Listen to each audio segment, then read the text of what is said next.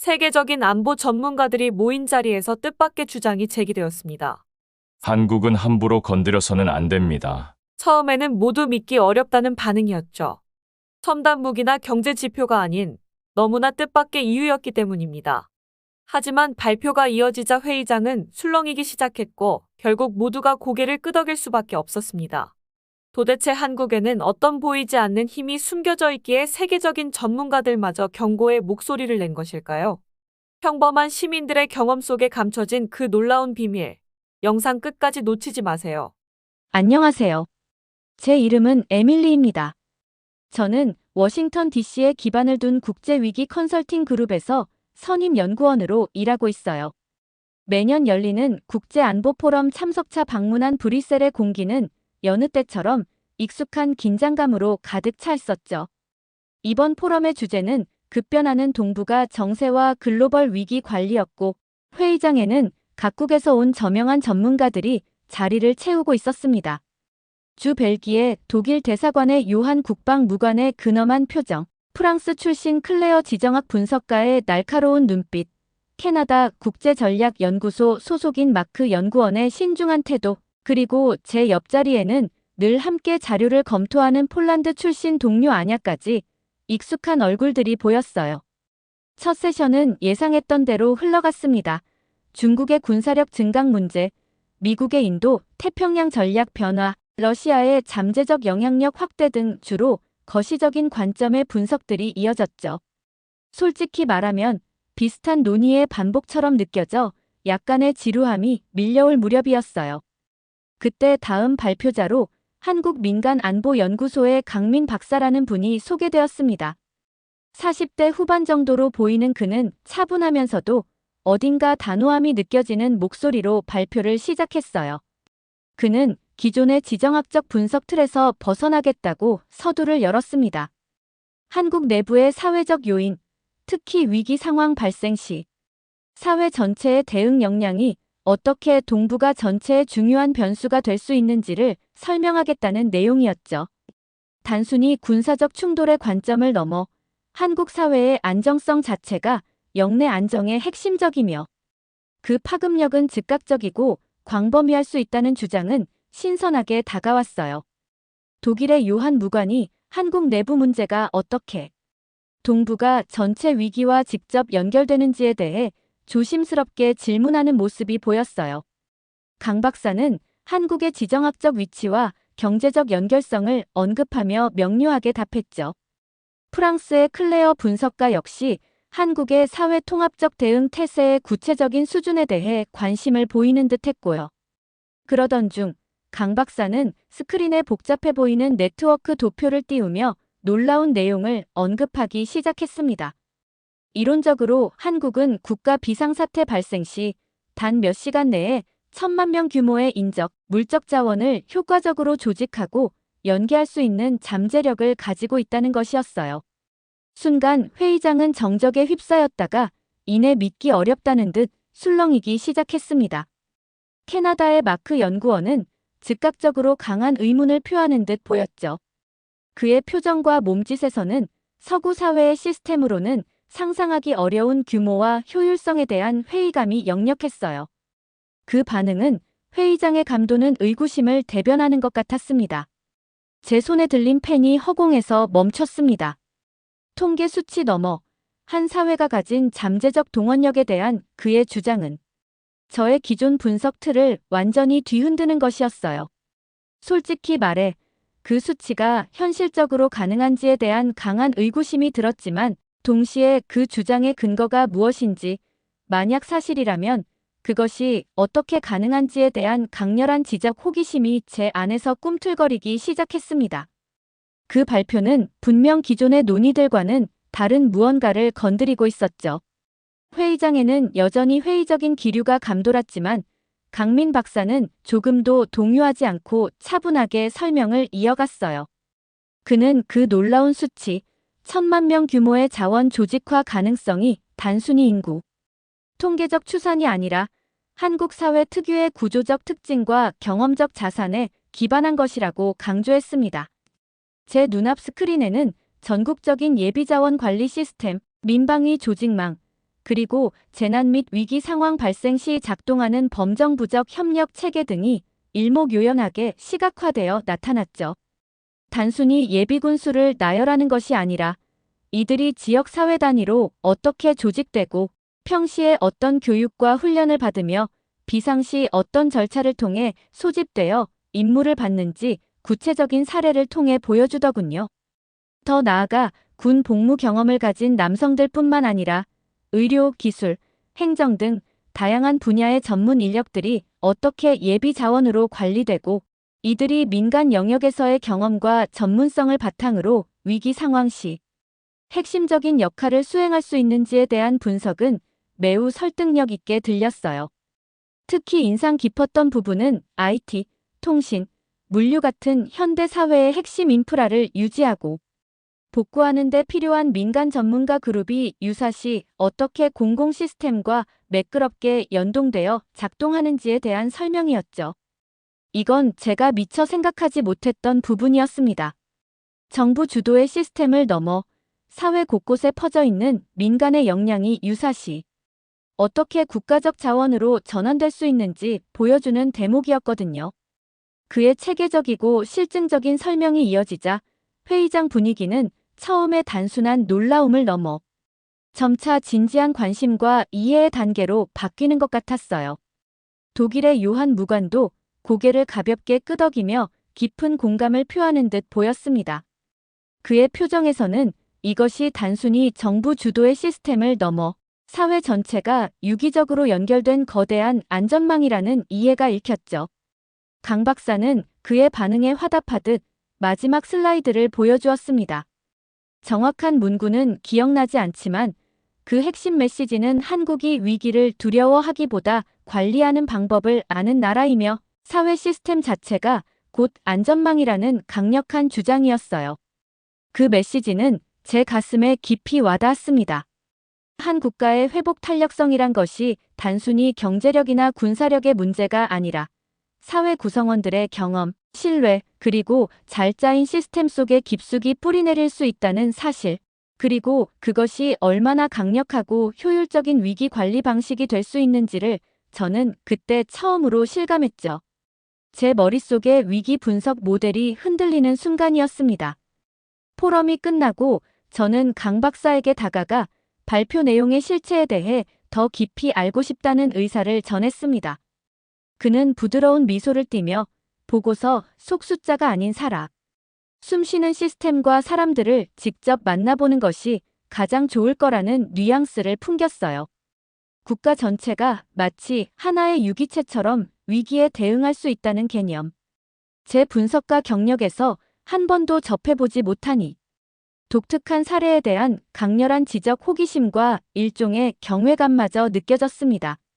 저는 그날 밤 데이터와 이론을 넘어선 한국 사회의 살아있는 저력을 직접 목격하기 위해 한국행을 결심했어요.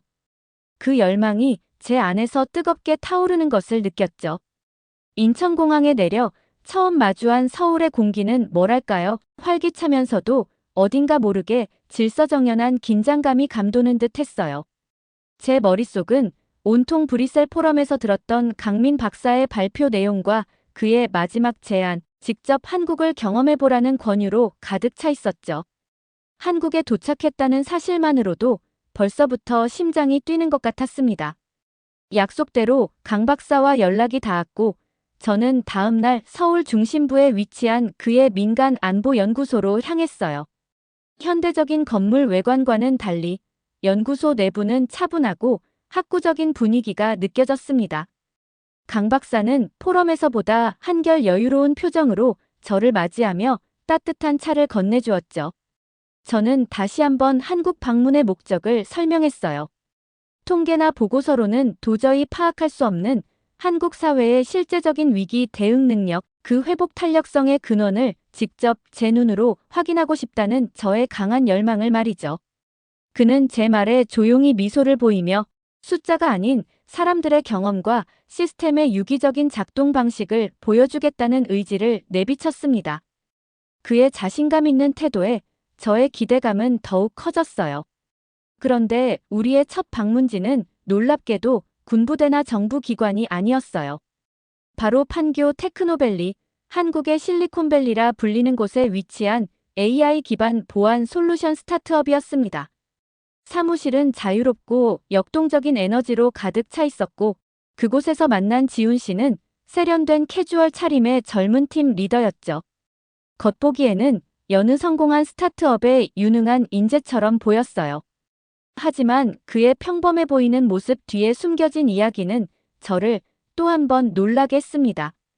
강 박사의 설명에 따르면 지훈 씨는 평시에는 최첨단 AI 보안 시스템 개발을 이끌지만 국가 비상사태가 발생하면 즉시 사이버 방호 임무를 수행하도록 지정된 예비기술 인력이라는 것이었어요. 저는 순간 제 귀를 의심했습니다. 그의 팀원들 상당수도 군 복무 시절 통신, 정보 처리, 사이버 작전 관련 경험을 가지고 있으며 정기적으로 비공식적인 스터디나 워크숍을 통해 최신 사이버 위협 동향을 공유하고 모의 해킹 및 방어 훈련까지 자발적으로 실시한다는 설명을 들었을 때는 더욱 그랬죠. 특히 지훈 씨 본인이 군 시절 통신병으로 근무했던 경험이 현재 복잡한 시스템의 취약점을 파악하고 신속하게 대응책을 마련하는 데 큰 도움이 된다는 이야기는 인상적이었습니다. 강 박사는 이곳뿐만 아니라 한국의 많은 IT 기업들이 국가 시스템과 유사한 기술 스택을 사용하고 있으며 이 때문에 위기 발생 시 민간 전문가들이 자연스럽게 공공 시스템, 방어 및 복구에 기여할 수 있는 구조가 마련되어 있다고 덧붙였어요. 저는 눈앞에서 벌어지는 이 상황이 믿기 어려웠습니다. 군복을 입거나 총을 든 모습은 어디에도 없었지만 첨단 기술로 무장하고 보이지 않는 전선에서 싸울 준비가 된 전문가들이 이렇게 활기찬 스타트업 사무실 안에 너무나 자연스럽게 존재한다는 사실. 군대는 보이지 않았지만 군대와 같은 수준의 전문성과 위기 대응, 의식을 갖춘 시민들이 첨단 산업의 심장부에서 일하고 있다는 이 현실에 저는 깊은 충격을 받았어요.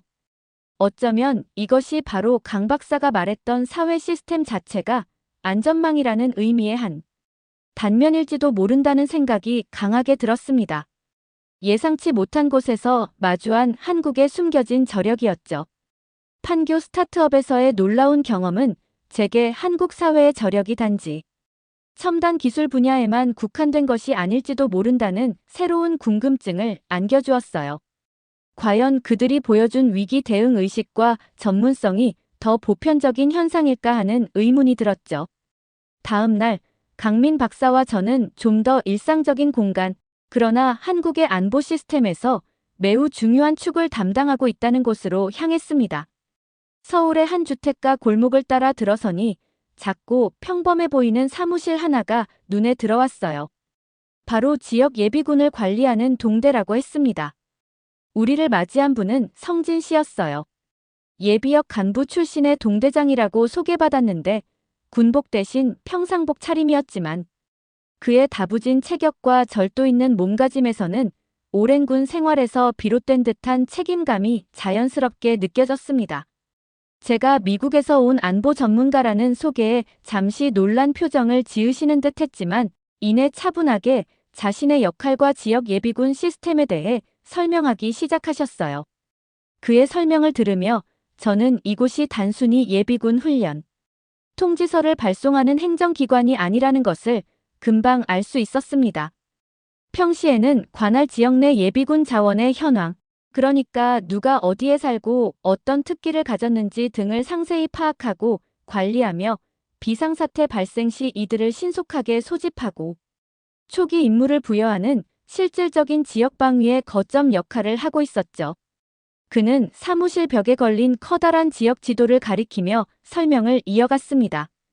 유사시 예상되는 위협의 종류, 예를 들어 적의 침투나 자연재해 발생 같은 시나리오에 따라 예비군들이 어떤 임무를 수행하게 되는지 주요 시설 방호, 주민, 대피 유도, 구호 활동 지원 등 그리고 이를 위해 평소 어떤 교육과 비상 연락망 점검이 이루어지는지를 상세하게 알려주었어요. 특히 제 마음에 깊이 남았던 것은 그가 예시로 들어준 몇몇 예비군들의 자발적인 활동 이야기였습니다. 해병대 수색대 출신으로 지금은 물류회사에서 일한다는 우진 씨는 자신의 경험을 살려 지역 내 재난 발생 시 효율적인 구호품 전달 경로를 제안하고 동료 예비군들과 함께 자발적으로 교통통제 자원봉사에도 참여한다고 했죠. 또 다른 예비군인 현우 씨는 특전사 부사관 출신으로 작은 온라인 쇼핑몰을 운영하는데 예비군 훈련 때마다 솔선수범해서 분대장 역할을 맡고 동료들의 참여를 독려한다는 이야기도 인상 깊었어요. 그의 마음가짐은 여전히 전사의 그것과 다르지 않아 보였습니다. 성진 동대장은 이들이 비록 생업에 종사하는 평범한 민간인이지만 군 복무를 통해 몸에 밴 책임감과 위기 대처 능력이 지역 사회의 안전을 지키는 중요한 자산이 되고 있다고 힘주어 말했어요. 그의 이야기를 들으며 저는 어제 만났던 첨단 기술 전문가들과는 또 다른 형태의 그러나 똑같이 강력한 잠재력을 목격하고 있다는 것을 깨달았습니다. 그것은 바로 평범한 시민들의 자발적인 참여와 헌신, 그리고 군 경험을 통해 내면화된 공동체 의식이었죠. 제 옆에 있던 강 박사가 조용히 속삭이는 소리가 들렸습니다. 이것이 바로 한국 사회 곳곳에 스며 있는 보이지 않는 방어선이며 시스템뿐만 아니라 사람들의 마음속에 살아있는 약속과 같다는 의미로 해석되었어요. 저는 고개를 끄덕였습니다. 거창한 구호나 강압적인 명령 없이도 시민 스스로가 지역사회의 안전을 위해 기꺼이 나서는 모습.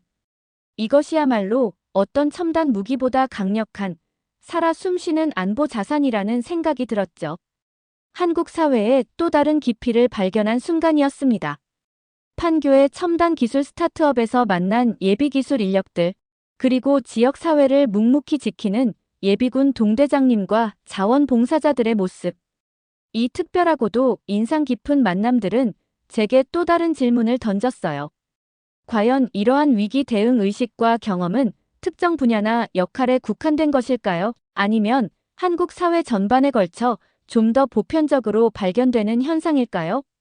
이 궁금증을 강민 박사에게 털어놓자 그는 그 생각에 공감하며 흥미로운 제안을 했습니다. 직접 거리로 나가 평범한 시민들의 이야기를 들어보자는 것이었죠. 그래서 저희는 특별한 섭외 과정 없이 그저 발길 닿는 대로 서울 시내 곳곳을 걸어 다녔습니다. 광화문 광장 주변의 벤치에 앉아보기도 하고 강남역 인근의 활기찬 푸드트럭 거리를 거닐기도 했어요. 연남동의 한적한 카페 골목이나 용산공원의 넓은 산책로를 누비면서 다양한 연령대의 남성분들에게 다가가 그들의 군 복무 경험에 대해 자연스럽게 이야기를 건네보았습니다. 솔직히 처음에는 좀 어색하거나 경계하지 않을까 걱정했는데 제 예상과는 전혀 달랐어요.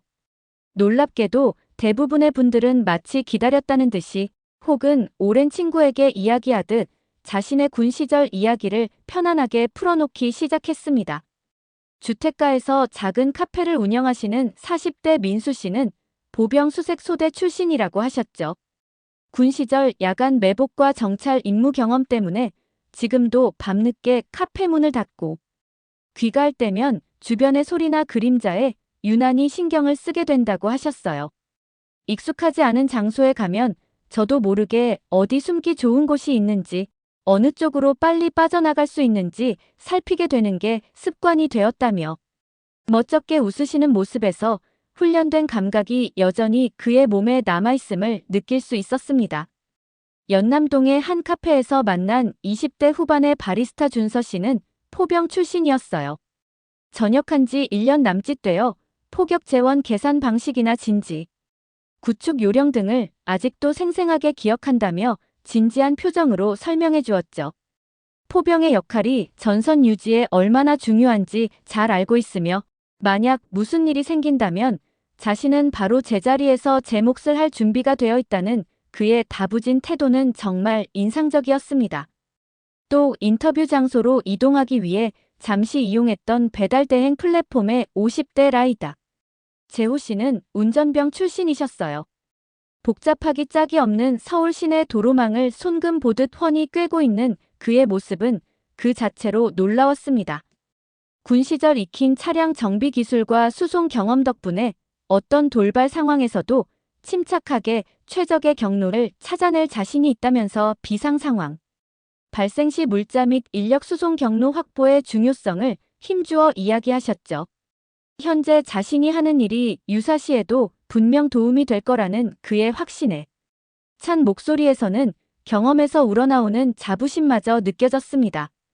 저는 이 평범한 시민들의 가감없는 이야기 속에서 군 복무 경험이 단순한 과거의 추억이나 의무의 기억을 넘어 그들의 현재 삶과 사고방식에 여전히 살아 숨쉬는 영향을 미치고 있음을 생생하게 발견했어요. 그것은 억지로 강요된 의무감이 아니라 마치 제2의 천성처럼 자연스럽게 몸에 밴 경험이자 유사시에 언제든 발현될 수 있는 잠재적 역량처럼 보였습니다. 제 옆에 있던 강 박사는 이것이 바로 한국 사회 저변에 흐르는 경험적 자산이자 일종의 사회적 면역 체계와 같다는 설명을 덧붙였죠. 제도나 시스템이라는 눈에 보이는 구조를 넘어 평범한 사람들의 기억과 경험 속에 깊이 뿌리내린 이 보이지 않는 힘이야말로 한국 사회가 가진 독특하고 강력한 회복 탄력성의 진정한 근원임을 저는 비로소 실감할 수 있었습니다.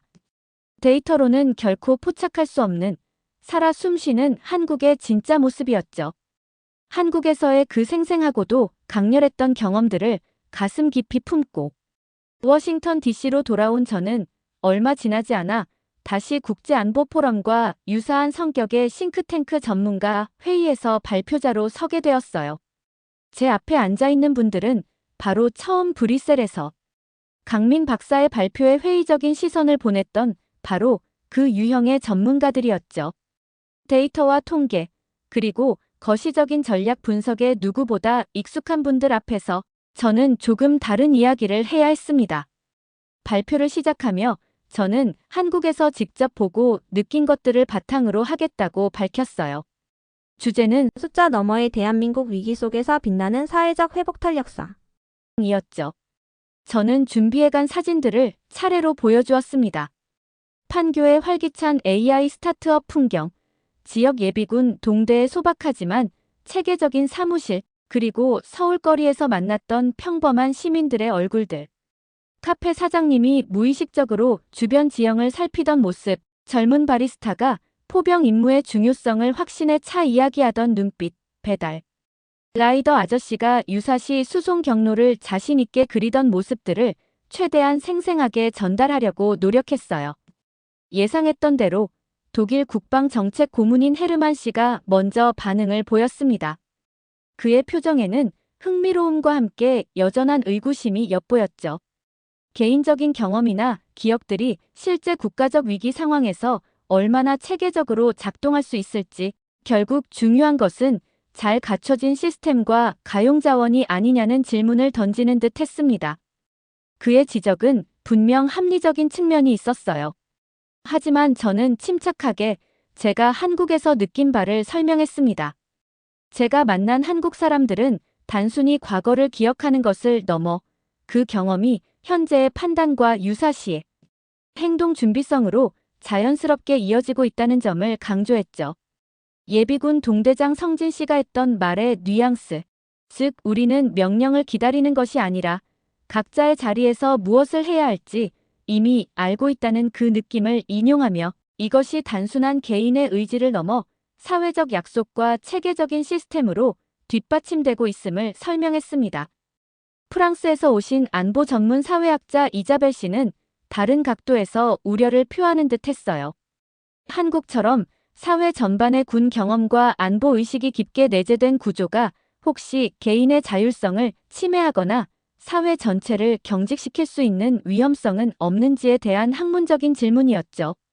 저는 잠시 숨을 고른 뒤 한국의 역동적인 민주주의 발전 과정과 전 세계를 휩쓴 K-팝, 영화 등 문화 콘텐츠의 성공 사례를 언급했습니다. 안보 의식과 사회적 활력이 결코 양립 불가능한 것이 아니며 오히려 위기를 함께 극복해온 경험이 공동체 의식을 강화하고 이것이 사회 발전의 또 다른 동력이 될 수도 있다는 점을 강조하고 싶었어요. 마지막으로 저는 이렇게 결론을 내렸습니다. 한국 사회의 진정한 저력은 눈에 보이는 군사력이나 경제 지표만으로는 온전히 설명될 수 없습니다. 그것은 평범한 시민들의 마음속 깊이 새겨진 경험과 책임감, 그리고 위기 앞에서 하나로 뭉치는 공동체 정신에 있습니다. 대한민국은 단순히 위기를 대비하는 나라일 뿐만 아니라 위기를 통해 더 강해지는 방법을 스스로 터득해온 나라입니다. 발표가 끝나자 회의장에는 잠시 깊은 침묵이 흘렀습니다. 이후 이어진 토론 시간에 헤르만 고문은 한국 사회의 내적인 힘에 대한 자신의 기존 시각이 다소 편협했음을 솔직하게 인정하는 태도를 보였어요. 프랑스의 뒤부와 장군 역시 한국이 가진 사회적 회복 탄력성은 앞으로 국제사회가 주목해야 할 중요한 비대칭 자산이 될 수 있다는 평가를 내놓아 저를 놀라게 했죠. 저의 발표는 참석자들에게 숫자로만 평가되던 한국의 잠재력에 대한 인식을 새롭게 하고 지정학적 분석 너머의 사회적 요인의 중요성을 환기시키는 작은 계기가 된 것 같았습니다. 그리고 저 자신에게는 데이터와 이론만으로는 결코 세상을 완전히 이해할 수 없다는 겸허한 깨달음을 안겨준 무엇과도 바꿀 수 없는 소중한 경험으로 남게 되었어요. 여러분, 오늘 우리는 안보 전문가 에밀리의 시선을 따라 평범한 우리 이웃들의 삶 속에 깊이 뿌리내린 놀라운 힘과 감동적인 헌신을 함께 발견했어요. 군 복무 경험 같은 개인의 기억들이 모여 어떻게 위기 속에서 빛나는 사회 전체의 단단한 안전망이 되는지 그 감동적인 여정을 따라가 보았죠. 영상을 만들면서 저 역시 우리가 미처 알지 못했던 우리 사회의 저력에 새삼 놀라면서도 평범한 이웃들의 묵묵한 책임감과 헌신에 가슴 뭉클한 감동과 깊은 감사를 느꼈답니다. 오늘 이야기가 여러분의 마음에도 작은 울림을 주었기를 진심으로 바라요. 함께 해주셔서 정말 감사드립니다. 저희 채널의 구독과 좋아요, 알림 설정을 통해 응원을 보내주시면 앞으로도 더 깊은 울림과 따뜻한 감동을 전하는 이야기로 여러분께 보답하겠습니다. 다음 영상에서 또 만나요.